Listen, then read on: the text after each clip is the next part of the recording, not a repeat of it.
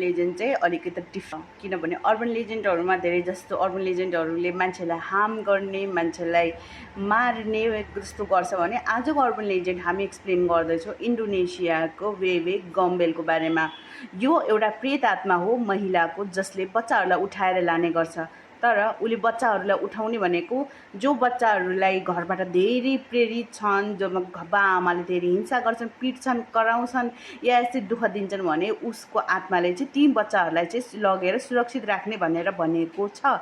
अनि वेवे गम्बेलको स्टोरी के छ भन्दाखेरि ऊ चाहिँ एउटा महिलाको आत्मा रहेको कुरा गरिन्छ, जसलाई चाहिँ उसको हस्बेन्डले रङफुल्ली उसलाई चाहिँ नराम्रो आरोप लगाएर आफ्नो बच्चालाई चाहिँ यसले मारी है भनेर आरोप लगाएर चाहिँ आफ्नो बुढीलाई मारेको भनिन्छ। र त्यही प्रेत आत्मा चाहिँ वेवे गम्बेल बनेको हो। र उसले नै त्यही भएर नै उसले अरूले पनि बच्चाहरूलाई चाहिँ कसैले हार्म गर्न खोज्यो भने या कसैले गलत गर्यो भने चाहिँ उसले चाहिँ उठाएर लाने गरेको विश्वास गरिन्छ इन्डोनेसियामा।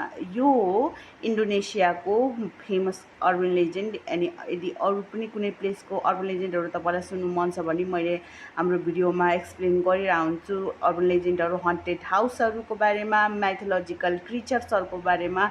सो यो भिडियो हेर्दै गर्नु होला। बाई।